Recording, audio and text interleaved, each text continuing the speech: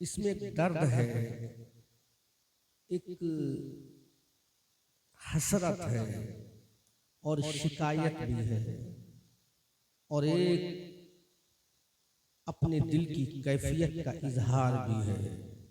कितने रिक्कत आमेज अंदाज में उसने कहा है, कैसे अपने जज्बात पर कंट्रोल करके उसने ये बात कही है, कैसे अपने हालात को काबू में रख कर ये बात कही होगी जब उसकी जबान से, जब उसके कलम की स्याही से कल्बे किरतास पर ये जुमले लिखे जा रहे होंगे तो उसके जज्बात का आलम क्या होगा, उसकी दिली कैफियत क्या रही होगी।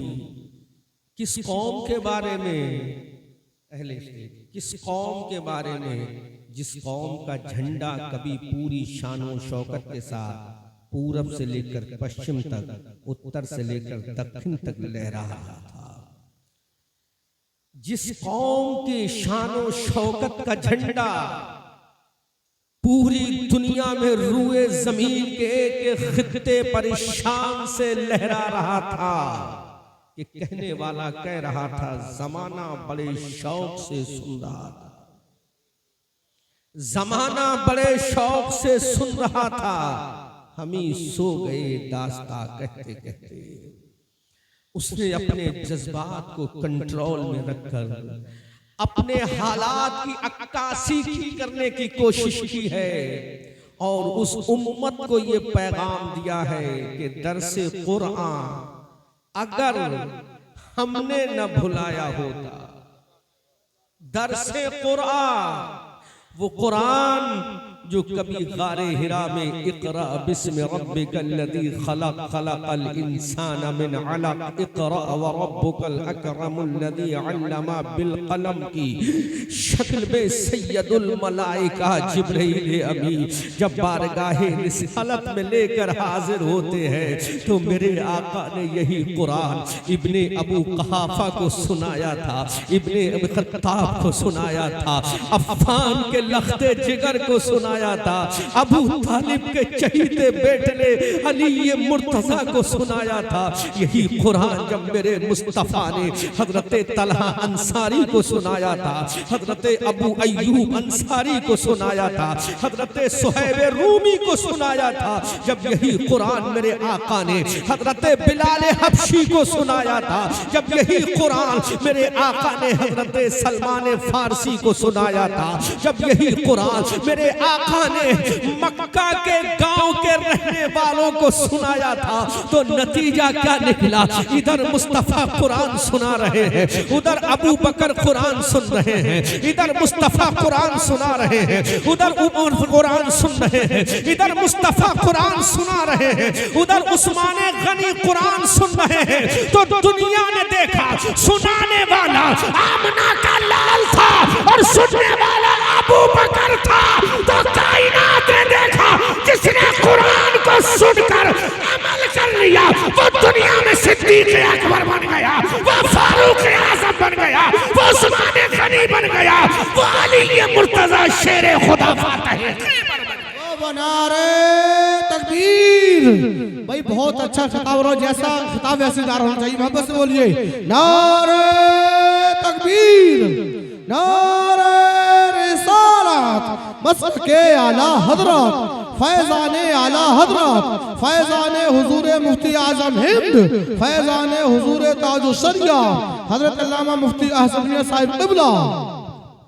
गौर करो मुसलमानों, यही कुरान जब मेरे मुस्तफ़ा ने सुनाया था तो ऐसी टीम तैयार कर दी मेरे आका ने, ऐसी जमात तैयार कर दी मेरे आका ने, ऐसा गिरोह तैयार कर दिया मेरे आका ने, ऐसी तंजीम तैयार कर दी मेरे आका ने कि जिसके कसीदे पूरी दुनिया ने गाए हैं, जिसके कसीदे में पूरी दुनिया रत्बुल लिसान हुई है, जिसके कसीदे में पूरी दुनिया बल्कि इरशादुल कादरी अपने नहीं बेगानों इमामों ने भी ये कहा है कि जिसने मुस्तफ़ा की जबान से कुरान सुना वो उमर ने 22.5 लाख मुरब्बा किलोमीटर पर हुकूमत की है। तो हुकूमत ऐसे ही नहीं की है, कुरान मुस्तफ़ा से सुना है, अमल उमर ने किया है। उस अमल की बुनियाद पर 22.5 लाख मुरब्बा किलोमीटर पर हुकूमत करने वाला तने तन्हा खत्ताब का लख्ते जिगर उमर इब्न खत्ताब है। अजीज़ाने मिल्लत इस्लाम या गौर तो सुन करो, इसी कुरान को जब हजरत अली ने सुना,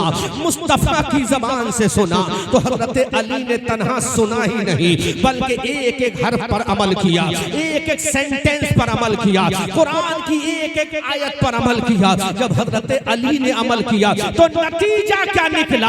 अना मदीनतुल इल्म व अलीयुन बाबुहा, व अलीयुन बाबुहा की तफसीर हजरत अली बनते चले गए। इसी कुरान को जब हजरत हुसैन ने सुना तो नतीजा क्या निकला?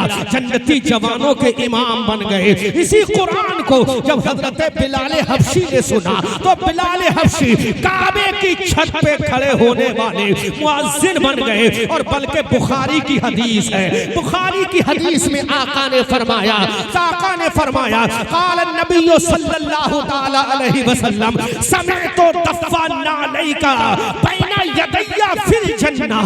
ये बुखारी की हदीस है। हजरत रसूल पाक फरमाते हैं मैंने बिलाल के कदमों की आवाज जन्नत में सुनी है। अल्लाहु अकबर कबीरा। ये वो किताब है जो किताबुल्लाह के बाद सबसे अफजल व आला है। उसमें आका ने फरमाया मैंने बिलाल के कदमों की आवाज को सुना है। अब सोचो इस कुरान पर अमल करने के बाद बिलाल चले तो जमीन पर और आवाज सुनाई दे जन्नत में, बिलाल चले धरती पर आवाज सुनाई दे जन्नत में। अंदाजा करो कुरान पे अमल का नतीजा क्या निकला, कुरान पे अमल करने का समरा क्या निकला।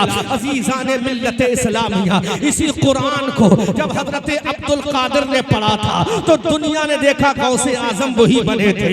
इसी कुरान को जब भारत में आने वाले एक मर्द कलंदर ने जिसका नाम हसन चिश्ती है, उस हसन चिश्ती ने जब इस कुरान को पढ़ के अमल कर लिया तो दुनिया ने देखा अना सागर के किनारे खड़ा होने वाला वो हसन चिश्ती अब हसन चिश्ती ना रहा बल्कि मोइनुद्दीन बन रहा है, भारत का राजा बन रहा है, भारत का महाराजा बन रहा है। और तो करो इसी कुरान पे अमल करने वाले जब दिल्ली के कुतुबुद्दीन ने अमल किया तो दिल्ली के शहंशाह बन गए। इसी कुरान पर जब हजरत निजामुद्दीन ने अमल किया तो महबूब इलाही बन गए। इसी कुरान पर जब किछौछा के मखदूम सिमना ने अमल किया तो अपने जमाने के वली कामिल बन गए। इसी कुरान पर जब बरेली का एक नकी अली का बेटा अहमद रजा अमल करता है तो इसी कुरान की बरकत से पूरी दुनिया का आला हज़रत बन जाता है। नारे तकबीर, नारे रिसालत, मसलके आला हजरत, फैज़ाने आला हजरत, फैज़ाने हुजूर मुफ्ती आज़म हिंद, फैज़ाने हुजूर ताजुस्सरिया, हुजूर साहिब सज्जादा हजरत अल्लामा मुफ्ती अहसन साहिब क़िबला। मुसलमानों, जब इमाम अहमद रजा ने इस कुरान पे अमल किया तो अब वो तन्हा सुन्नियों का आला हजरत नहीं रहा बल्कि दुश्मनों ने भी माना है, गैरों ने भी माना है, अपोजिशन ने भी उसको माना है। हमने कहा कि इमाम अहमद रजा को तुमने क्यों माना, तो दुश्मन भी बोल उठा अहमद रजा को मानना अब हमारी मजबूरी है क्योंकि उसने कुरान को पढ़कर एक ऐसी किताब को लिख दिया है जिस किताब का दुनिया वालों मौलवियों के पास कोई जवाब नहीं है, दुनिया के मौलवियों के पास कोई काट नहीं है। उस किताब का नाम इनसाइक्लोपीडिया और फतावा रज़विया रख दिया गया। उस इमाम अहमद रजा के इल्म का अंदाजा तो करो, ये इल्म कुरान से हासिल किया है। उसने अद-दौलतुल मक्किया लिख दी, ये इल्म कुरान से हासिल किया है। उसने ऐसी ऐसी किताबें लिखी। मैं पूछना चाहता हूँ मुसलमानों, आखिर ये कहाँ से आ गया? यही कुरान की बरकत थी। अब वो मेरी बात याद रखो, जिस लिखने वाले ने लिखा था ये सब कुछ उसके सामने था।